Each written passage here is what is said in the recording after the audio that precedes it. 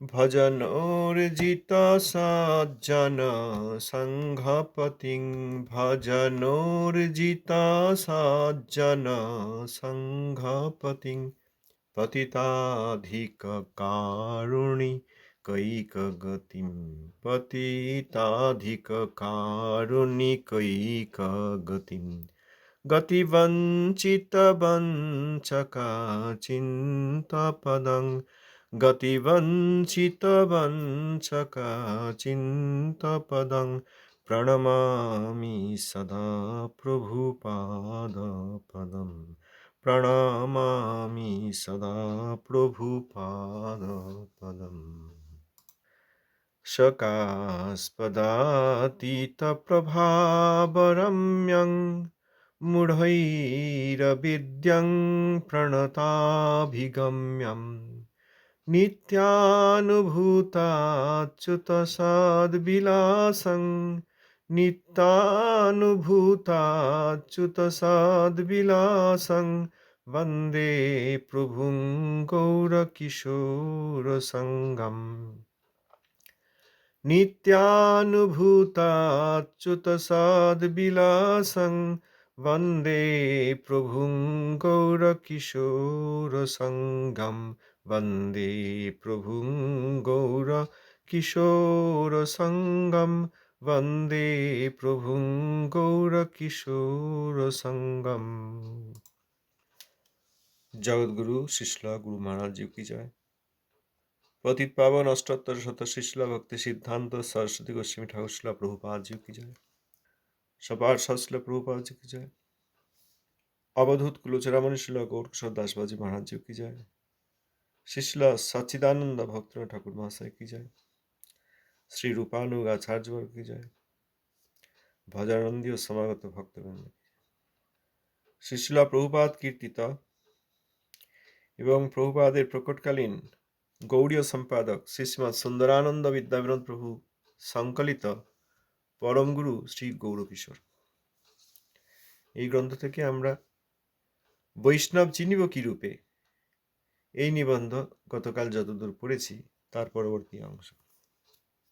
শিল বাবাজি মহারাজ বললেন, পরম করুণাময় বৈষ্ণব তার নিজের স্বতন্ত্র ইচ্ছা ব্যতীত কেউই বৈষ্ণবের কোনো লক্ষণ দর্শন করবার বা শাস্ত্রত্ব লক্ষণ দেখেও বৈষ্ণবের স্বরূপ উপলব্ধি করার যোগ্যতা প্রাপ্ত হয় না।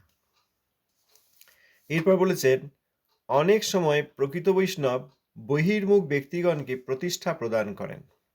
বহির্মুখ ব্যক্তি যারা অন্তর্মুখ নন, বহির্মুখ, সেবা বিরোধী, ভক্তি বিরোধী, অন্নাভিলাষী বদ্ধজীব, যাদের মধ্যে অন্নাভিলাষ রয়েছে, বহির্মুখ, কপটতা রয়েছে, ছলনা রয়েছে, সরলতা নেই, সেই রকম ব্যক্তিগণকে প্রতিষ্ঠা প্রদান করেন, বাইরে সম্মান প্রদান করেন, তাদের সুনাম করে দেন। এইভাবে প্রতিষ্ঠা দিয়ে তাদের সঙ্গ থেকে যত্নপূর্বক দূরে থাকেন। বাবাজি মহারাজের গ্রন্থেও অন্যান্য নিবন্ধে আমরা দেখেছি যে তিনি সম্মান দান করলেন আর কথাই বললেন না।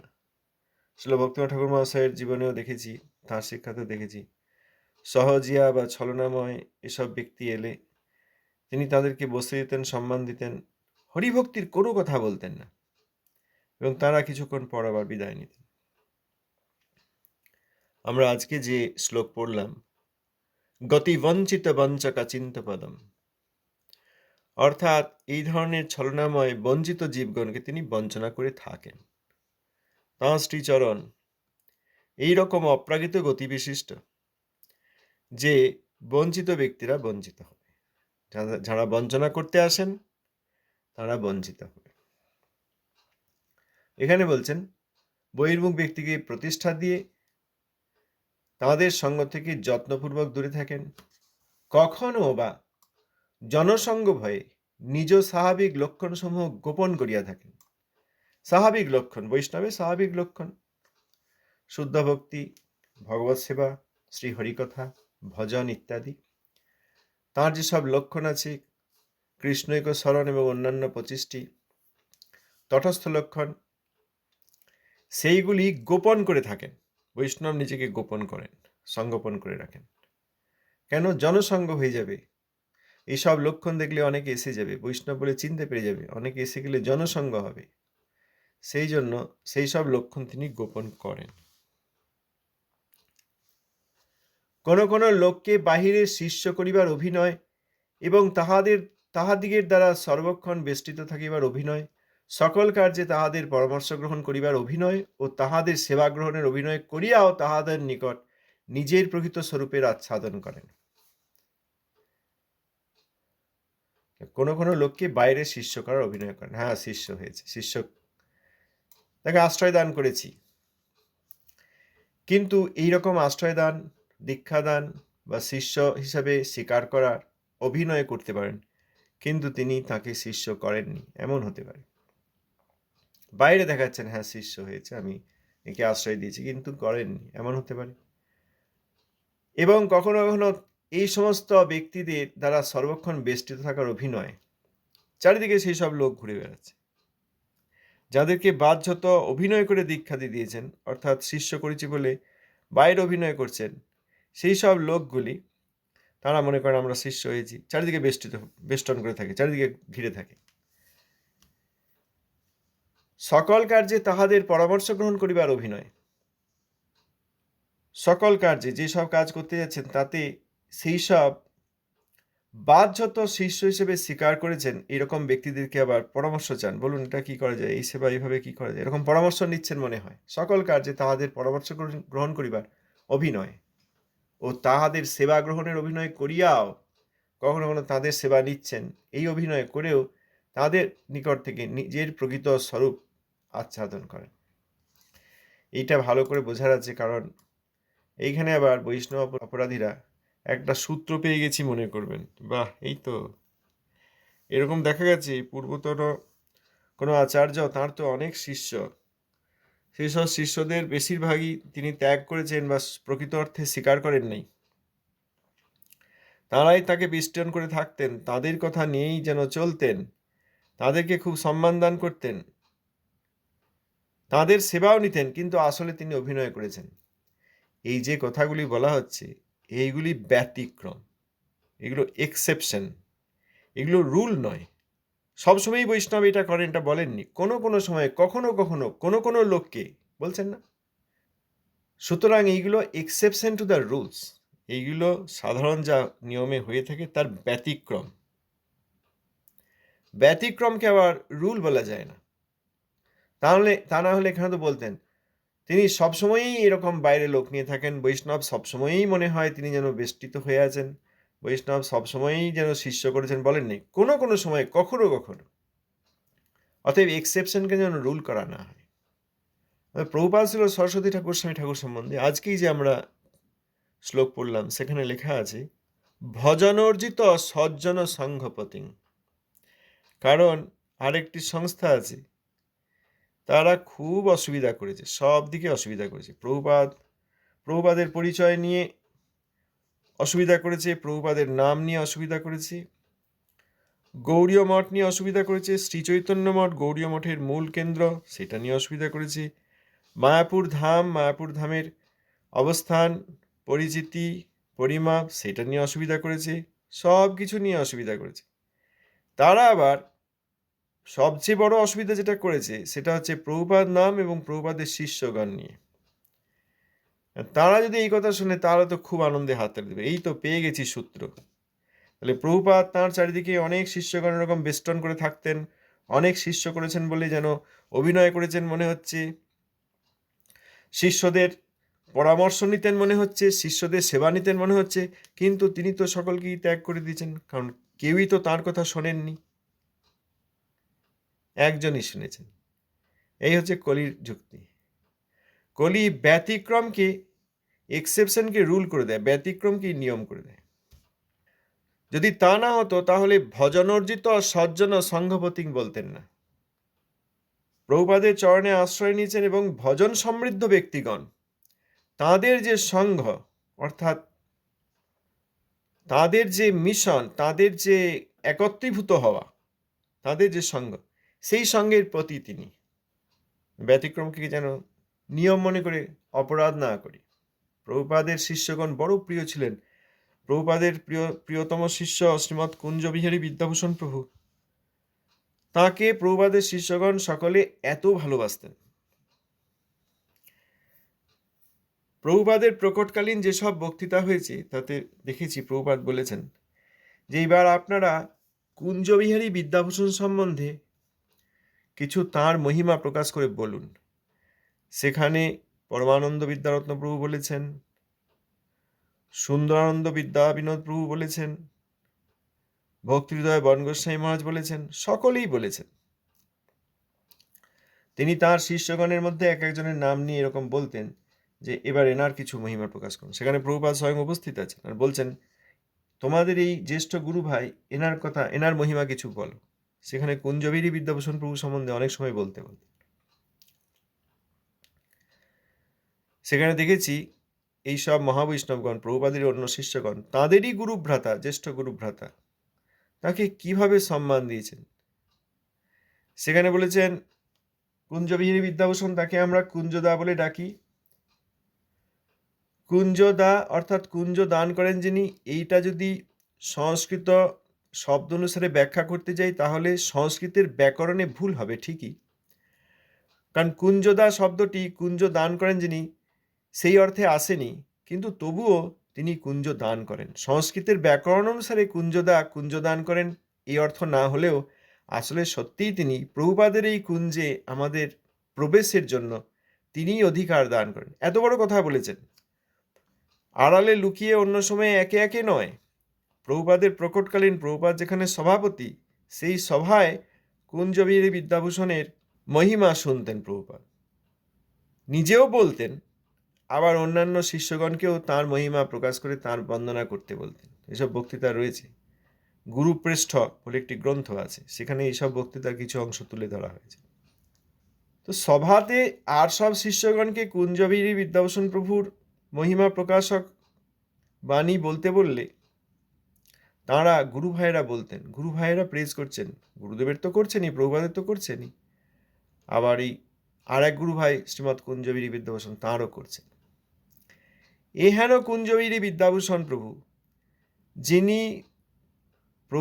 প্রভুপাদকে বললেন, তিনি দেখলেন যে এত বড় মহাবৈষ্ণব, শাস্ত্রে এত বড় যাঁর পাণ্ডিত্য আছে, প্রকৃত বৈষ্ণব ধর্ম সম্বন্ধে যাঁর এত সুসিদ্ধান্ত, তিনি এই বনের মধ্যে, তখন শ্রী চৈতন্য মঠ অরণ্য, যেখানে প্রভুপাদের ভজন কুটির এবং শ্রীল তীর্থ গোস্বামী মহারাজের সমাধি মন্দির, আমার গুরু মহারাজের সমাধি মন্দির, কেবল সেইখানে কুটির ছিল। প্রভুপাদ সেখানে শতকোটি নামযজ্ঞ করেছিলেন। তো এইখানে শ্রী মায়াপুরে এখানে যদি থাকেন তাহলে তো অনেকেই এনার পুত হরিকথা শ্রবণ করার সুযোগ পাবেন না। তখন প্রভুপাদকে প্রার্থনা করলেন যে আপনি কলিকাতা চলুন, সেখানে অনেক লোক যাওয়া আসা করে, তাদের মধ্যে সৌভাগ্যবান ব্যক্তিরা আপনার কথা শুনে উপকৃত হবে। তার আগে পর্যন্ত প্রভুপাদ বিবিক্তানন্দী ছিলেন। শ্রীল তীর্থ গোস্বামী মহারাজ, শ্রীমৎ কুঞ্জবিহারী বিদ্যাভূষণ প্রভু তৎকালীন, তিনি প্রার্থনা করলে প্রভুপাদ অনুমতি দিলেন, কারণ গুরুবর্গ আদেশ করেছেন প্রচার কর্তব্য, তুমি প্রচার করো মহাপ্রভুর প্রেম। তখন শ্রীমৎ কুঞ্জবিহারী বিদ্যাভূষণ প্রভুর প্রার্থনাটি মঞ্জুর করলে শ্রীমৎ কুঞ্জবিহারী প্রভু তখন কলকাতার উল্টোডাঙায় একটি বড় বিল্ডিং ভাড়া নিয়ে শ্রী ভক্তি বিনোদ আসন প্রতিষ্ঠা করলেন। সেখানে প্রভুপাদ গেলেন, শ্রীমৎ কুঞ্জবিহারী বিদ্যাভূষণ প্রভু সমস্ত খরচার দায়িত্ব নিয়েছিলেন। তিনি পোস্ট অফিসে কাজ করতেন, বাহ্য তো দেখলে অতি সামান্য মাইনে, কিন্তু সেইটার দ্বারাই তিনি অনেক সময় ঋণ করে, ধার করেও সেই ঘর ভাড়া নিয়েছিলেন। তখন ওই রকম জায়গায় ওই রকম একটি বড় হল ঘর এবং অন্যান্য ঘর, বড় একটা অট্টালিকা, সেটা ভাড়া নেওয়ার অনেক খরচ, এবং নিজের খরচে তিনি চাল ডাল সংগ্রহ করতেন, রান্না করতেন, ভোগ দিতেন, প্রভুপাদকে প্রসাদ দিতেন। যাঁরা শ্রবণ করতে এসছেন সবই তো অপরিচিত প্রথমে, পরে আস্তে আস্তে পরিচিতি হতে লাগলো এবং আরও অনেকে আসতে লাগলেন। যারা প্রভুপাদের কাছে এসে হরিকথা শুনতেন তাদেরকেও প্রসাদ দিতেন। এই করে তাঁর অনেক ব্যয় হয়ে গিয়েছিল। সবই গুরু বৈষ্ণবের লীলা। তবে এই লীলাটি যাকে দিয়ে করিয়েছেন প্রভুপাদ, সেই শ্রীমৎ কুঞ্জবিহারী বিদ্যাভূষণ প্রভুর কাছে সমগ্র ব্রহ্মমাধ্য গৌড়ীয় সম্প্রদায় বর্তমানের তাঁরা ঋণী, চির ঋণী। কারণ এইভাবে প্রভুপাদকে প্রার্থনা করে না নিয়ে এলে, শ্রী ভক্তিবিনোদ আসন প্রতিষ্ঠা না করলে, যেটি 2.5 বছর পর সেইটি শ্রী গৌড়ীয় মঠ বলে প্রতিষ্ঠিত হয়েছিল, ভক্তিবিনোদ আসন থেকে গৌড়ীয় মঠ, সেইটি না করলে জগতে আমরা কেউই প্রভুপাদকে জানতাম না। প্রভুপাদকে না জানলে শ্রী ভক্তিবিনোদ ধারা অর্থাৎ শ্রী রূপানুগ শুদ্ধ ভক্তি ধারার যে ভগীরথ ভক্তিবিনোদ ঠাকুর, সেই ধারা আমরা কেউ জানতে পারতাম না। আমরা আজকে হয় বৈষ্ণবতার কাছে আসতাম না, আর না হয় যাদের কিছু আগ্রহ আছে তাঁরা সব অসৎ সম্প্রদায়ে ঢুকে পড়তাম।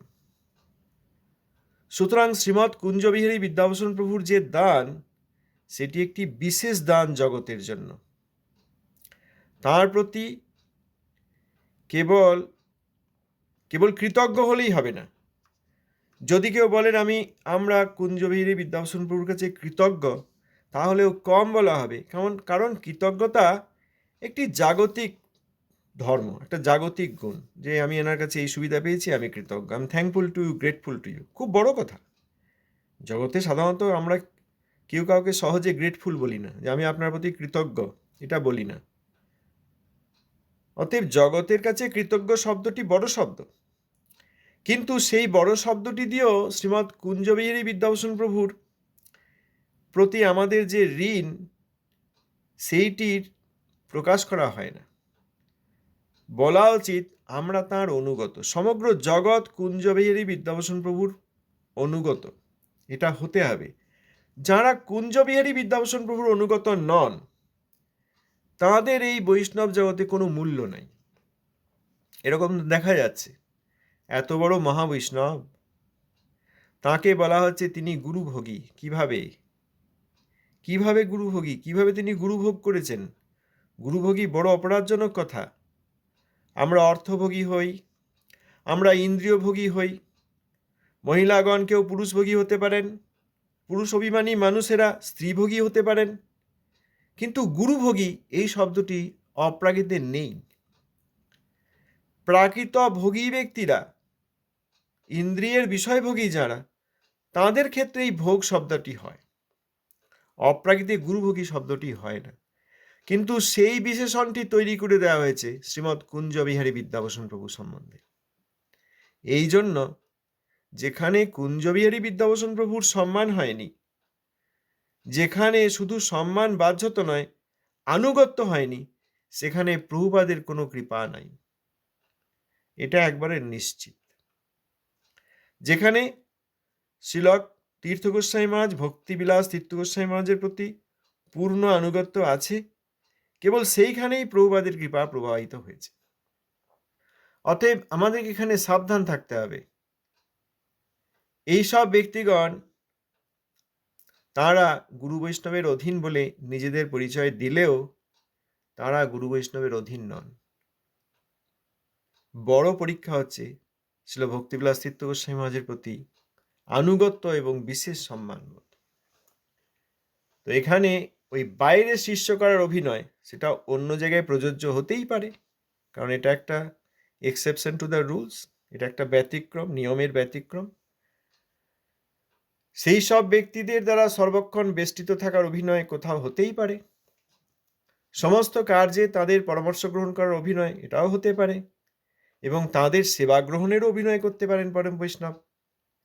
কিন্তু কোথায় এই ব্যতিক্রমটি প্রকাশিত হয়েছে, সেইটি জানার জন্য খুব আনুগত্য এবং ভজনের প্রয়োজন। সাধারণ লোক হাততালি দিয়ে এই কথাটিকে স্বীকার করিলাম, আমরা আমাদের যুক্তি বা সূত্র পেয়ে গেছি, এবার এইটি তারস্বরে বলে দেব, বাবাজি মহারাজের আর কোনো শিক্ষা বলার দরকার নেই, এই একটি বাক্য আমরা তুলে দিলেই আমাদের এবার জগৎ জয় হয়ে যাবে। এটা যদি কেউ মনে করেন, তাহলে তিনিও ওই বঞ্চিতদের দলে পড়ে গেলেন। এরপর বাবাজি মহারাজ বলছেন যে আমি স্বচক্ষে দেখেছি ব্রজমণ্ডলে কোনো এক ভজনানন্দী বৈষ্ণব শ্রী রাধাকুণ্ডের উত্তরে দূরবর্তী কোনো এক গ্রামে ভজন করতেন। নানা প্রকার অভাবগ্রস্ত ব্যক্তি তার কাছে আসতেন। তার কাছে আসলে তিনি শ্রীকৃষ্ণের কাছে প্রার্থনা করে তাদের মঙ্গল চাইতেন। ব্যবহারিক, শারীরিক বা মানসিক দুঃখ নিবারণের ভরসা দিতেন। কৃষ্ণের কাছে প্রার্থনা করছি, তোমার এরকম অভাবগ্রস্ত ব্যক্তি, তুমি, তোমার এরকম কষ্ট, শারীরিক কষ্ট, মানসিক কষ্ট ইত্যাদি পারিবারিক কষ্ট যেগুলো হয়, এই দুঃখ নিবারণের জন্য ভরসা দিতেন। ঠিক আছে, কৃষ্ণের কাছে প্রার্থনা করছি, তোমার ভালো হবে। এখন এইটি হতে থাকলে ক্রমে তার ওই রকম প্রতিষ্ঠা বৃদ্ধি হতে থাকে। অনেক লোক আসে এবার, তাকে সিদ্ধ বাবাজি বলে জানে, দিন রাত ব্যতিব্যস্ত করে, সবসময় আসে। সকাল নাই, দুপুর নাই, সন্ধ্যা নাই, রাত্রি নাই, সবসময় আসে সিদ্ধ বাবাজি, সিদ্ধ বাবাজি। যাই সিদ্ধ বাবাজির কাছে কৃপা নিয়ে আসি। তিনি কিন্তু খুব বৈরাগ্যবান। তিনি কোনো কামিনী প্রতিষ্ঠাসাহীন, জীবের প্রতি দয়াময়, অদোষদর্শী, পরম বৈষ্ণব। এই সব লোকেরা বলতে লাগলো। অতএব প্রতিষ্ঠা রটনা হতে লাগলো এবং আরো অনেক অনেক লোক এসে তাকে জ্বালাতন করতে লাগলো। এগুলো জ্বালাতন, তিনি ভজন করবেন, তার কাছে যে শারীরিক এবং মানসিক দুঃখ সেই সবের কথা বলছেন, বাবা আপনি একটু কৃপা করুন, আমার এই কষ্ট। এই করলে তার ভজনের অসুবিধা হলো। তখন সেই মহাবৈষ্ণব, ভজন পরায়ণ বৈষ্ণব, কোনো এক ধনী লোকের নিকট মাসিক কিছু অর্থ নির্বন্ধ করে প্রতি মাসে কিছু টাকা দেবেন। বৈষ্ণব তো নেন না, দেখছেন বাবাজি মহারাজ কারোর অর্থ নিচ্ছেন না। যদি কেউ দেন এবং নিচ্ছেন মনে হয় রেখে দিচ্ছেন, তারপরও অন্যান্য বৈষ্ণবদের সেবায় পাঠিয়ে দিচ্ছেন, বা যেখানে বৈষ্ণব সেবা হয় জমিদার বা রাজা তাদের কাছে পাঠিয়ে দিচ্ছেন। এখানে কিন্তু এই মহাবৈষ্ণব তিনি একজন ধনী ব্যক্তির সঙ্গে প্রতি মাসে কিছু অর্থ ব্যবস্থা করলেন। সবাই দিতে চায়, কোনো ধনী ব্যক্তি তাকে যদি বললেন এরকম প্রতি মাসে এরকম কিছু টাকা দেবেন, দিয়েছেন। উদ্দেশ্য আছে তার। সেই মাসিক অর্থ নির্বন্ধ করলে সেই অর্থের দ্বারা তিনি একজন ভাঙ্গির বা মেথরের যুবতী স্ত্রীকে নিজের ভজন কুটিরের সামনে সারাদিন বসিয়ে রাখলেন। এই ধনী ব্যক্তির কাছে অর্থ আসছে, প্রতি মাসে অর্থ একটা নিলেন, নির্বন্ধ করলেন, স্থির করলেন। সেই অর্থটি নিয়ে একজন মেথরের স্ত্রী, ভাঙ্গি, তাকে, যুবতী স্ত্রী, তাকে পয়সা দিলেন যে তুমি প্রতিদিন এসে এই আমার ভজন কুটিরের সামনে বসে থাকো। তিনি সারাদিন বসে থাকতেন। এইটা দেখে এখন সমস্ত লোক তারা ওই ভজনানন্দী বৈষ্ণবকে স্ত্রী সঙ্গী মনে করলেন, যে কেন এরকম একজন ভাঙ্গি মহিলা যুবতী, অন্যের যুবতী স্ত্রী তাঁর ভজন কুটিরের সামনে বসে থাকেন, তাহলে এই বাবা যে নিশ্চয়ই, এই বৈষ্ণব নিশ্চয়ই স্ত্রী সঙ্গী, অর্থলোভী, এই সব মনে করে নিন্দা করতে লাগলো। আবার কিছু কিছু লোক ওই ভজনানন্দী মহাত্মার কাছ থেকে কোনো জাগতিক ফল পাওয়া যাচ্ছে না এই দেখে যাতায়াতও বন্ধ করে দিল। কারণ তিনি বাহ্যত হয়তো শারীরিক মানসিক দুঃখ হচ্ছে, কৃষ্ণ কৃপা করবেন তোমার ভালো হয়ে যাবে বলেছেন, এখন অনেক দেখছে না আমার তো ভালো হয়নি। এগুলো সব বাইরের ব্যাপার, লোকে আসছে এটা চাইছে উনি কিছু বললেন। অনেকের হয়তো যদি তিনি শ্রীমুখে বলেন তার কথা স্থির, তার কথা খেটে যাবে, সেই জন্য কারো কারো উপকার হয়েছে। আবার কেউ কেউ দেন আমার তো বলেছিলেন, আমি তো গেলাম ওনার কাছে এত, এটা বোঝা উচিত যে আমি তার কাছে এত গেলাম কিন্তু আমার তো সেই যা কষ্ট সেই কষ্ট রয়ে গেছে। অতএব জাগতিক কোনো ফল আমরা পাইনি, এটা কোনো কোনো লোক মনে করলো, ফলে যাতায়াত বন্ধ করলো। তাহলে কিছু লোক যাওয়া আসা বন্ধ করলো, এরকম যুবতী স্ত্রী তার ঘরের সামনে সবসময় বসে থাকে, তাহলে ইনি নিশ্চয়ই স্ত্রীর সঙ্গে। কেউ মনে করলেন ইনি অর্থলোভী, আবার কেউ কেউ মনে করলেন গেছি ওনার কাছে, কই আমার তো কোনো জাগতিক শারীরিক মানসিক মঙ্গল হয়নি, এই বলে সবের আশা বন্ধ করে দিলেন। বহু যে লোক আসছিল, দিন রাত ব্যতিব্যস্ত করছিল, ভজন হচ্ছিল না, সেই সব বন্ধ করে দিলেন। বস্তুত মানে প্রকৃতপক্ষে তিনি প্রকৃত বৈষ্ণব ছিলেন, শুদ্ধ বৈষ্ণব ছিলেন। বৈষ্ণবগণ যখন করুণাবশত আত্মপ্রকাশ করেন, তখন শ্রদ্ধাশীল ব্যক্তিগণ বৈষ্ণবের করুণায় আকৃষ্ট হয়ে শরণাগতির ফলে বৈষ্ণবের প্রকৃত স্বরূপ দর্শন করতে পারেন।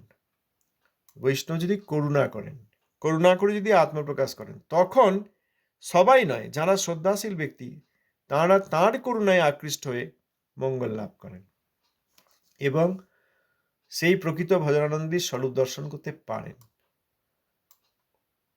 খুব ভাগ্য যাদের আছে তারাই বঞ্চিত হন না। এই যে গতি বঞ্চিত বঞ্চকা চিন্ত পদম, অচিন্ত পদ প্রভুপাদের, যারা বঞ্চক তারা বঞ্চিত হয়ে যান, সেই রকম।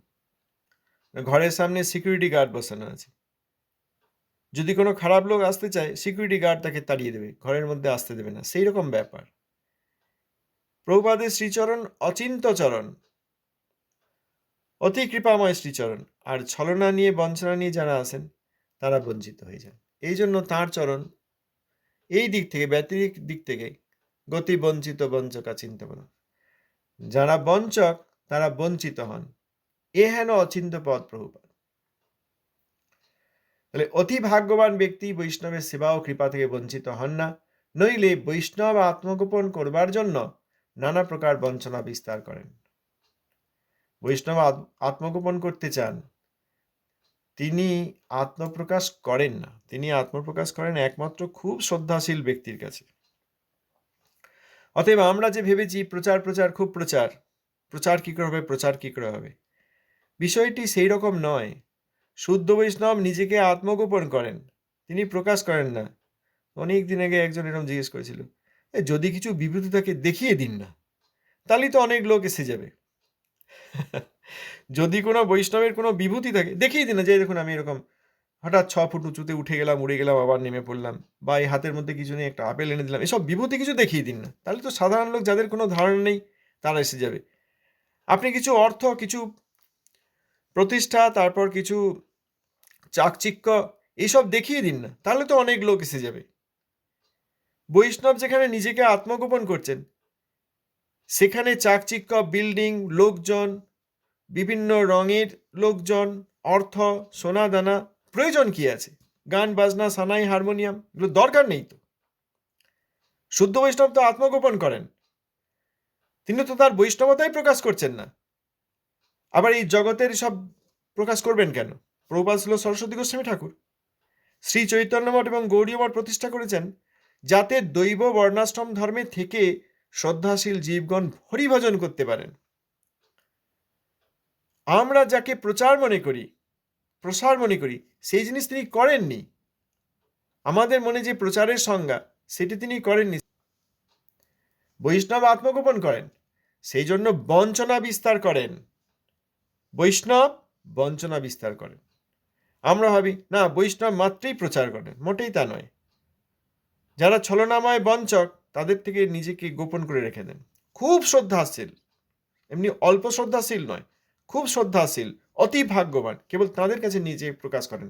আর যখন প্রকাশ করেন তখন এই অতি ভাগ্যবান ব্যক্তিরা, খুব শ্রদ্ধাশীল ব্যক্তিরা বুঝতে পারেন। এইটি হচ্ছে বৈষ্ণবের কৃপা। জগতের এই প্রতিষ্ঠার বাজারে দোকান খোলা বৈষ্ণবের উদ্দেশ্য নয়। যদি সেই রকম দেখা যায় তাহলে সেখানে বড় উৎপাত তৈরি হয়। তা হয়েছে তো, উৎপাত তৈরি হয়। লোক সংগঠন, লোকজন অমুক তমুক খুব দেখে, গান বাজনা, তারপরে বিভিন্ন ধরনের অঙ্গভঙ্গি করে নৃত্য আদি, কোমর দুলিয়ে নাচ, সেজে গুজে নাচ, এইসব দেখে বহু লোক তো আসছে। যেখানে বৈষ্ণব নিজেকে আত্মগোপন করেন সেখানে এইসব এত প্রকাশ হচ্ছে কি করে? এগুলো কলির প্রকাশ। কলির প্রকাশকে আমরা প্রচার মনে করছি, আর শুদ্ধ বৈষ্ণবকে বৈষ্ণবহীন, বৈষ্ণবতা নেই মনে করছি। দিয়ে শ্রীমৎ কুঞ্জবিহারী বিদ্যাভূষণ প্রভুর মতো, যিনি প্রভুপাদের আর এক রূপ, আমরা বলছি না, প্রভুপাদের শিষ্যগণ বলেছেন যে তিনি প্রভুপাদের কুঞ্জে আমাদের এন্ট্রি, আমাদের প্রবেশ দান করতে পারেন, কুঞ্জে প্রবেশাধিকার দান করতে পারেন বলে তিনি কুঞ্জদা। ব্যাকরণের অর্থ নয়, কিন্তু প্রকৃত অর্থে, স্বরূপ অর্থে তাই, এই কথা বলেছেন। সেই কুঞ্জবিহারী বিদ্যাভূষণের প্রতি অবমাননা যেখানে, সেখানে কোনো ভক্তি সম্ভব নয়, সেখানে কোনোভাবেই কোনো লক্ষণ দিয়ে ভক্তি সম্ভব নয়। এটা যারা মানতে পারছেন না, কিছু মনোকলা তৈরি করে নিজের মনে মনে খান। বৈষ্ণব চিনবার জন্য অনুক্ষণ শ্রী শ্রী গৌর নিত্যানন্দের চরণে অকপট কাতর প্রার্থনা থাকলে এবং গৌর নিত্যানন্দের কৃপায় হৃদয়ে দম্ভহীন ও দৈন্যপূর্ণ হইলে নিতাই গৌরী সেই হৃদয়ে বৈষ্ণবের স্বরূপ প্রকাশ করেন। বৈষ্ণবকে চিনবার জন্য আমাদের কি করতে হবে? বৈষ্ণবকে চিনবার জন্য আমাদের কি করতে হবে বলে দিয়েছেন এখানে বাবাজি মহারাজ, যে অনুক্ষণ সর্বদা শ্রী গৌর নিত্যানন্দের শ্রীচরণে অকপট প্রার্থনা করতে হবে। অকপট হতে হবে প্রার্থনা, এবং কাতর হতে হবে। কপটতা থাকলে হবে না। এই জন্য যাদের মধ্যে কপটতা তারা কলিকে গুরুরূপে প্রাপ্ত হয়েছেন, বললেই রেগে যাবে, বললেই রেগে যাবে। যাদের মধ্যে কপটতা, বঞ্চনা এসব রয়েছে তারা কলিকে গুরুরূপে প্রাপ্ত হয়েছেন।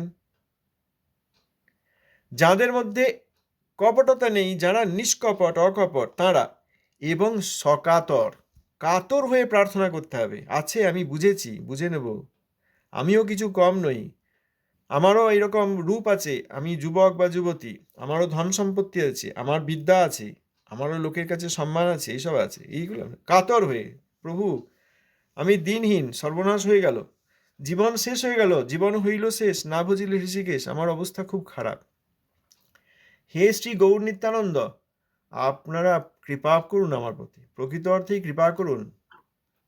যখন শ্রী গৌর নিত্যানন্দের কৃপায় হৃদয়ে দম্ভহীন হবে, যেখানে দম্ভ সেখানে ভক্তি নাই, যেখানে দম্ভ আমি সব করলাম, এরা কেউ কিছু করে নাই, ও বোগাস, ও গুরুভোগী, ওদের প্রচার সম্বন্ধে কোনো ধারণা নেই, এই ব্যক্তির হরিভক্তি সম্বন্ধে কোনো ধারণা নেই, কৃষ্ণ কৃষ্ণ সেবা সম্বন্ধে কোনো ধারণা নেই, এই ব্যক্তির একটা ছোট মঠ পেয়েছে, সেখানে রান্নাঘরে রান্না করে খায় আর ঘুমোয়, এইরকম দম্ভ থাকলে সেখানে কখনো গৌর নিত্যানন্দের কৃপা হয়েছে বলে স্বীকার করা যায় না। কারণ এখানে বলছেন গৌর নিত্যানন্দের কৃপায় হৃদয়ে দম্ভহীন ও দৈন্যপূর্ণ, তৃণাদপি সুনীচ না হলে তিনি বৈষ্ণব নন, তররপি সহিষ্ণু না হলে তিনি বৈষ্ণব নন, নিজে যদি অমানী না হন তাহলে তিনি বৈষ্ণব নন, আর নিজে যদি সকলকে মান দান করে মানদ না হন তাহলে তিনি বৈষ্ণব নন। এই তৃণাদপি সুনীচ হতে হবে, তররপি সহিষ্ণু হতে হবে, নিজে সম্পূর্ণভাবে প্রকৃত অর্থে হৃদয় থেকে অমানী হতে হবে, বাইরে প্রভু প্রভু জোড়হাত জোড়হাত, তারপর আমি দিনহীন পায়ের ধুলি নিয়ে নিচ্ছে, আর শুদ্ধ সিদ্ধান্তের কথা বললেই তখন লেজ তুলে পালিয়ে যাচ্ছে, এরকম বাঁদরামি করলেও হবে না, অমানী হতে হবে। আর মানদ, প্রত্যেককে মান দানের একটা কৌশল আছে, উত্তম বৈষ্ণবকে উত্তম বৈষ্ণবের মান দিতে হয়, মধ্যম বৈষ্ণবকে তিনি যেমন ভজন করছেন সেই অনুসারে তাকে মান দিতে হয়, মধ্যম অধিকারী একটা বড় ফেজ, আবার কনিষ্ঠ অধিকারী তাকেও মনে মনে সম্মান দিয়ে মান দিতে হয়, কৃষ্ণেতি যস্য গিরিতং মনসাদ্রিয়েত, কনিষ্ঠ বৈষ্ণবকে মনে আদর করতে হয়, আর যারা অবৈষ্ণব কিন্তু বালিশ তাদের প্রতি কৃষ্ণের কৃপা প্রার্থনা করতে হয়, কৃষ্ণের কৃপা প্রার্থনা করে তিনি তাদেরকে মান দেন। কি মান? না, এনারা বালিশ সরল জানে না, কিন্তু এনারা স্বরূপত বৈষ্ণব, কারণ এনারা আত্মা, স্বরূপত বৈষ্ণব বলে সেবা করতে যান না। যে আমরা আগের দিন পড়লাম, ঠাকুর মশাই বলছেন যে জীব মাত্রেই বৈষ্ণব বলে যদি সেবা করতে যাওয়া হয় তাহলে সেটি বৈষ্ণব সেবা হয় না, জীব সেবা হয়। মহাপ্রভু যে বৈষ্ণব সেবার কথা বলেছেন সেটি ওই জীব সেবা নয়। সুতরাং যারা অবৈষ্ণব কিন্তু বালিশ সরল জানে না কিছু, সাধারণ ভোগ সুখ নিয়ে রয়েছেন, তাঁরাও আত্মা স্বরূপত বৈষ্ণব, অতএব তাঁরাও কৃপাপ্রাপ্ত হলে ভজন করতে পারবেন, এই আশা নিয়ে তিনি কৃষ্ণের কাছে তাদের জন্য কৃপা প্রার্থনা করেন, এটি তাদের প্রতি সম্মান দান। কেন? ওই যে দেখলেন যে স্বরূপত বৈষ্ণব, কৃষ্ণের নিত্যদাস, ভেদাভেদ প্রকাশ। এবং যারা বৈষ্ণব রূপ তাদেরকে বিদ্বেষীদের উপেক্ষা করতে হয়, যার যত বেশি বিদ্বেষ তার প্রতি উপেক্ষাও তত বেশি, তাদেরকে এড়িয়ে যাওয়া তাদের প্রতি ওই, কারণ বৈষ্ণবের প্রতি সম্মান আছে, ভগবানের প্রতি সম্মান আছে, কিন্তু যেসব ব্যক্তি হরিগুরু বৈষ্ণবের প্রতি বিদ্রোহ করেন, বিদ্বেষ করেন, যেহেতু হরিগুরু বৈষ্ণবকে শুদ্ধ বৈষ্ণব ভালোবাসেন সেহেতু এই বিদ্বেষকারী ব্যক্তিদের এড়িয়ে যান। এইভাবে তিনি সকলকে মান দান করেন, যদি মানদ না হন তিনি বৈষ্ণব নন। তাহলে গৌর নিত্যানন্দের কৃপায় হৃদয়ে দম্ভহীন হবে, শিখে নিয়ে বুঝে নিয়ে কপটতা করে অভিনয় করে দম্ভহীন হওয়া যায় না, দম্ভহীন হওয়া যায় না। এবং আমার দীনতা হয়েছে, আমি খুব তৃণাদপি শুনেছি বলা যায় না। দৈন্যপূর্ণ হতে গেলে, দৈন্যপূর্ণ হৃদয় হতে গেলে সেটি গৌর নিত্যানন্দের কৃপাতেই হবে। শ্রী গৌর নিত্যানন্দের কৃপাতেই হৃদয়ে দম্ভহীন হবে এবং দৈন্যপূর্ণ হবে। যেখানে দম্ভ সেখানে গৌর নিত্যানন্দের কৃপা নেই, যেখানে দীনতার অভাব রয়েছে সেখানে গৌর নিত্যানন্দের কৃপা নেই। এখানে আবার দীনতাটা আমাদের বোঝা দরকার। পাবলিকের কাছে দীনতা নয়, যারা কিছু জানে না তাদেরকে তোমাদের চরণধুলি নিয়ে তোমরা এরকম, খুব এরকম নয়। শুদ্ধ বৈষ্ণবের চরণে দীনতা। হনুমান চন্দ্রের, আমাদের হনুমানজির, তিনি যে লঙ্কা দহন করলেন, প্রভুপাদ বলেন এইটি হচ্ছে তৃণাদপি সুনিচতার প্রকৃষ্ট প্রমাণ, শ্রেষ্ঠ উদাহরণ। কারণ রাবণ শ্রী রামচন্দ্রের চরণে অপরাধী এবং সীতাদেবীকে ভোগ্যবুদ্ধিকারী, সেই জন্য তিনি প্রকৃত সীতার দর্শন পাননি, দর্শনও পাননি, স্পর্শ তো দূরের কথা। যাকে হরণ করেছিলেন তিনি মায়া সীতা। কিন্তু তার বুদ্ধিটি ছিল যে আমি সীতা আমার ভোগ্যা হবেন, এই মহা অপরাধকারী। অতএব এই রাবণের লঙ্কা দহন করে দেওয়া হনুমানজির যে সেবা, সেইটি তৃণাদবেশ নিজতা। এখন সেইটি এখন যদি আমরা গুরু বৈষ্ণবের প্রতি করতে হয় এনারা করেন নাই, ওই তাঁরা জানেন না, ওদের কোনো বুদ্ধি নাই, তাহলে সেটা তৃণাদবী সুনিচতা নয়। তৃণাদবী সুনিচ হবেন যে বলে যে উনি মাস্টার ডিগ্রি। প্রশ্ন হচ্ছে কোন বিষয়ে? ইতিহাসে মাস্টার ডিগ্রি, না ভূগোলে মাস্টার ডিগ্রি, না বিজ্ঞানে মাস্টার ডিগ্রি? জানতে হবে তো, না দর্শনে মাস্টার ডিগ্রি? জানতে হবে তো। সেরকম তৃণাদবী সুনিচ কার কাছে? যেমন মাস্টার ডিগ্রি কোন বিষয়ে, সেরকম এখানে তৃণাদবী সুনিচ কার কাছে? শ্রী রামচন্দ্রের চরণে, সীতাদেবীর চরণে, লক্ষ্মণচন্দ্রের চরণে। তার প্রভাব পড়ছে গিয়ে রাবণের লঙ্কায়, সোনার লঙ্কা দহন করে দিচ্ছেন। এইটা প্রকৃত তৃণাদবী সুনিচতা। প্রভুপাদের চরণে তৃণাদবী সুনিচ, প্রভুপাদের প্রকৃষ্ট শিষ্যগণের চরণে তৃণাদবী সুনিচ। সেই ব্যক্তি জগৎকে কিছুতেই, জগতের অবমাননা কিছুতেই স্বীকার করবেন না, সেইটা তৃণাদবী সুনিচতা। জগৎ অবমাননা করবে, ছলনাময় জীব, বঞ্চিত হতে চাওয়া জীব, তাদের পা ধুয়ে গিয়ে, তাদের পা ধরে আমি তৃণাদবী সুনিচই চিগ, দেখো আমার কত দৈন্য, এটি নয়। গৌর নিত্যানন্দের কৃপা হলে হৃদয়ে প্রকৃতরূপেই দম্ভহীন হবে, কোনো অহংকার থাকবে না, এবং হৃদয়ে দৈন্যপূর্ণ হবে। অল্প স্বল্প দৈন্য হয়েছে তাও নয়, শুদ্ধ বৈষ্ণবের চরণে বিকিয়ে যাবেন তিনি। আমি বিকৃত পশু, যেমন বাড়িতে কুকুর থাকে গৃহপালিত, প্রভু ভক্ত, প্রভুর দিকে তাকিয়ে সবসময় বসে থাকে। কিছু খেতে দিলে খায়, না দিলে চুপ করে তাকিয়ে বসে থাকে। কিছু বললে সঙ্গে সঙ্গে শোনে, ইঙ্গিত করলেও কুকুর শোনে। এরকম হচ্ছে কুকুরের, গৃহপালিত কুকুরের গুণ। আমাদের সেই রকম গুণ হোক। প্রভুপাদ এবং প্রভুপাদের প্রকৃষ্ট শিষ্যগণের শ্রীচরণে আমরা এরকম জোরহাত করে যেন বসে থাকতে পারি। যেনাদের কি আদেশ, কি ইচ্ছা, কি ইঙ্গিত, ইঙ্গিতে করিব কাজ। যদি গৌর নিত্যানন্দের কৃপা হয়, হৃদয়ে প্রকৃতরূপেই দম্ভহীন হবে, হৃদয়ে প্রকৃতরূপেই দৈন্যপূর্ণ হবে। এইটা হলে তখন নিতাই গৌরী সেই হৃদয়ে বৈষ্ণবের স্বরূপ প্রকাশ করেন। আমরা গিয়ে চিনতে পারবো না যে যাই ওনার কাছে একটু দেখে আসি উনি শুদ্ধ বৈষ্ণব কিনা, চোখে চশমাটা লাগিয়ে দেখি আমি ওনাকে ঠিক বুঝতে পারছি কিনা, তাও নয়।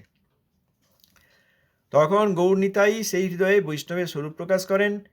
বৈষ্ণব নিতাই গৌরকে জানিয়ে দেন, আবার নিতাই গৌর ও বৈষ্ণবকে চিনিয়ে দেন। বৈষ্ণব যখন দেখেন যে এই ব্যক্তিগণ বা এই শ্রদ্ধালু আত্মা প্রকৃত অর্থেই শ্রদ্ধালু, তখন তিনি গৌর নিত্যানন্দের কাছে প্রার্থনা করেন। গৌর নিত্যানন্দ তখন এই বৈষ্ণবকে চিনিয়ে দেন। প্রমাণ দিয়েছেন বাবাজি মহারাজ। তাই শ্রী চৈতন্য চরিতামৃতে শ্রী কবিরাজ গোস্বামী বলেছেন, এই দুই ভাই হৃদয়ের খালি অন্ধকার, দুই ভাগবত সঙ্গে করান সাক্ষাৎকার। খালি মানে এখানে স্খালন করে, এটাই পদ্মে লিখেছেন খালি, কয় মূর্ধন্যস্বয় আকার লয় হসিকা। হৃদয়ের অন্ধকার স্খালন করে, অর্থাৎ হৃদয়ের অন্ধকার দূরীভূত করে এই দুই ভাই গৌর নিত্যানন্দ, তারা দুইজন শুদ্ধ ভক্ত, যে ভক্ত ভাগবত, তার সঙ্গে সাক্ষাৎকার করিয়ে নেন। ধন্যবাদ, প্রণাম। আজ অনেক সময় হয়ে গেছে, থামতে পারেনি, কারণ বিষয়টি হঠাৎ মাঝখানে থামলে প্রবাহ নষ্ট করা যায় না। ধন্যবাদ, প্রণাম। জয় গুরুদেব, জয় প্রভুপাদ, জয় বাবাজি মহারাজ, জয় ঠাকুর মহাশয়।